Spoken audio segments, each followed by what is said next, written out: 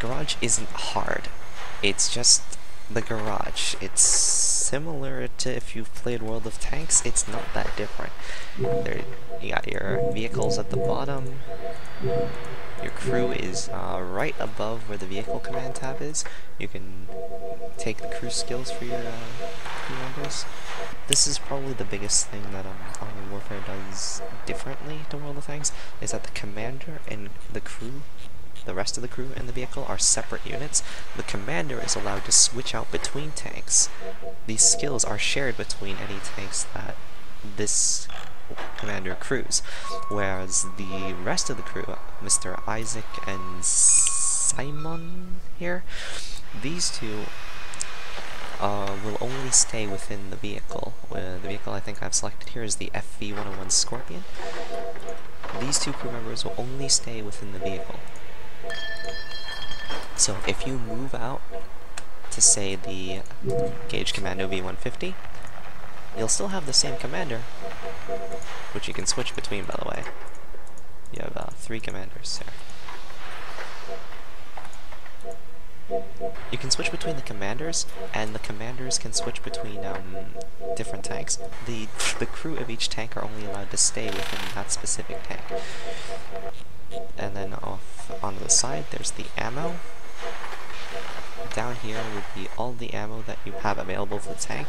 If it's locked, there will be a red lock symbol where this equip symbol is. And for vehicles that can carry missiles, there's a secondary tab right here where you can click on the tab and the missiles will be available for you to drop into these slots. You can have up to 5 ammo slots at once, so I can actually put the older sabos in here if I really wanted to, and I can also put the older HE incendiary rounds if I really wanted to. I can put up to 5 any kind, and I can arrange them however I want. Having old sabo rounds and new sabo rounds may come in handy later on to avoid the whole pass-through effect that Kayla hates so much. If you have the older sabos and the newer sabos in some of the tanks, you can avoid running into the pass-through effect by switching between the sabos according to the target that you're shooting at. Just keep in mind that you can load whatever ammo you've unlocked. It doesn't have to be just one of each. And the consumables are pretty much the same as World of Tanks, except that there's no gold consumables. You cannot buy any of these consumables with gold. You can buy all of them with credits. See, there's the repair kit, there's the improved repair kit, there's the first aid kit, improved first aid kit, fire extinguisher, auto fire extinguisher. This would be the food for the crew, while this would be the food for the commander, and engine oil. It's all the same. Here in the upgrade panel, you can see all the upgrades that are available for the vehicle. It's things that you haven't researched. We'll show you how much it costs to research them. Things that you haven't reached yet in the tree will be grayed out. You have to research the turret drive system on the V-150 before you research the cooling system. It goes in a line, and how it works is that this halfway marker is the point at which you've unlocked everything for the tank. After you've unlocked everything for the tank, you have to double up your XP in order to reach the next tank in the block. Speaking of blocks, the block dealer system. See, we're not using trees. We're not doing the tree thing again. We're going block by block. You unlock blocks by fulfilling achievement requirements. You can see here, I have to mouse over it so I can't really hover. You can see here, I will unlock the entire BMP-1 block by dealing 6,600 damage to top tier enemy vehicles using vehicles from the blue tree. So once I've gotten the achievement, this entire block will unlock. I can then buy the BMP-1, and then from the BMP-1 progress to the BMP-2 and the BMP-3. The default block have the M113 in the default block and the PT-76, the yellow tree default block. In order to progress down the tiers from vehicle to vehicle in the block, you have to have double the research points that it would take to unlock all the modules. You get all the modules, and then you double up on that XP to unlock the next tank. Like that.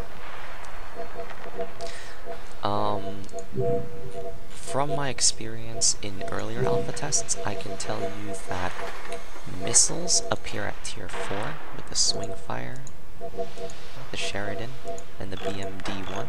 The BMD-1 does fire missiles. It has the, I believe this is the 9K111 Fagel.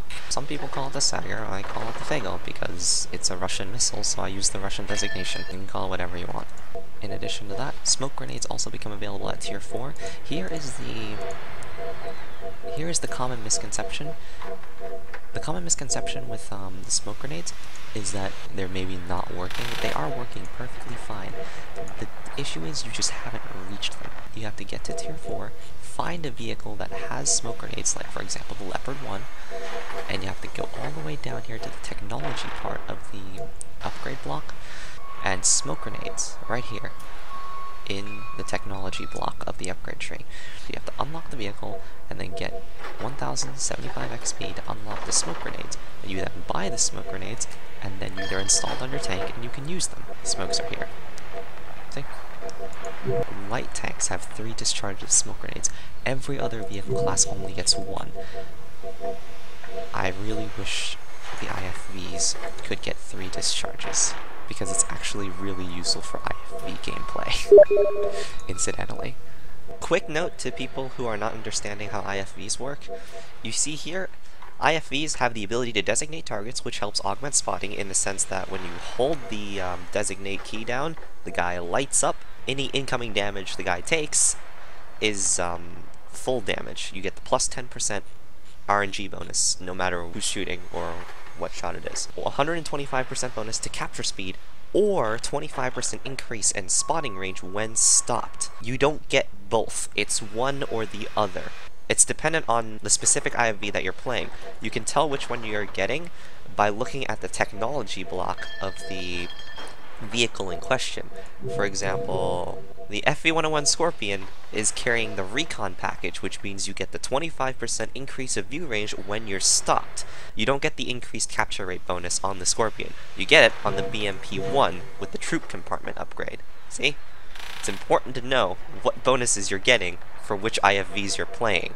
The M113 and the V150 both have the troop compartment, and those are the vehicles that define the IFV class up until tier 3 and 4. So with their troop compartment upgrade, it's easy to think that all IFVs just have that upgrade. The BMD-1 and the BMD-2, however, both have the recon package. The FV438 Swingfire is carrying the recon package. This is actually incredibly vital to how the Swingfire performs. FV438 Swingfire is classified as an IFV, but its performance is based entirely around being able to use your improved scout range. Like, the Swingfire depends on that recon package more than most other IFVs do, because you need to maintain your range for those missiles to be effective. The last unique game feature that is available in this test is the APS, the Active Protection System. It's some people know it as the Trophy or the Arena, if you're into Russian technology.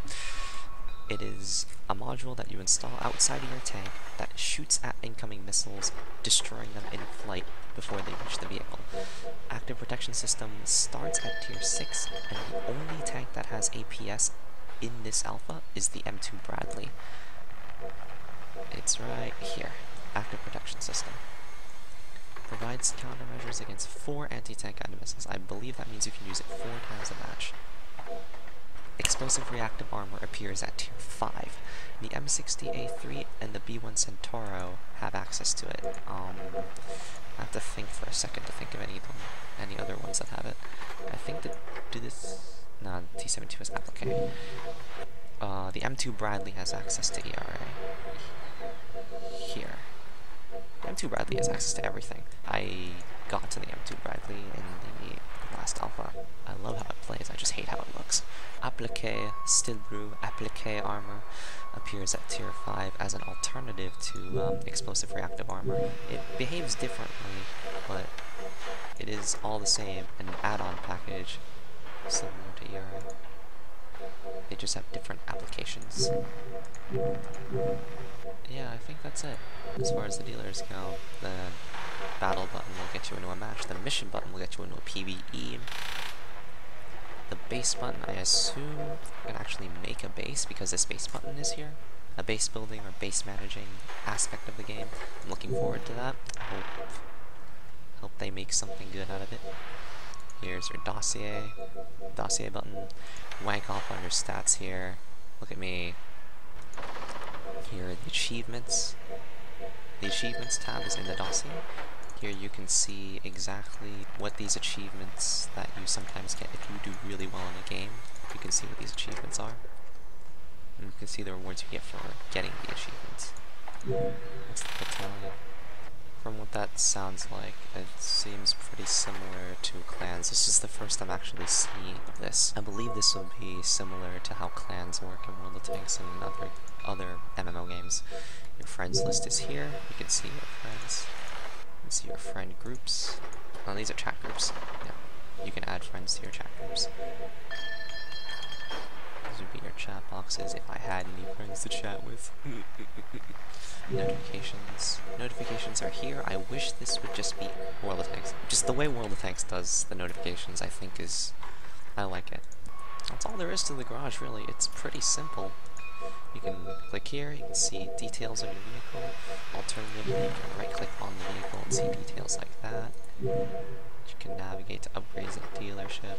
You can service it, you can sell it, you can favorite it. Oh, look at that flag!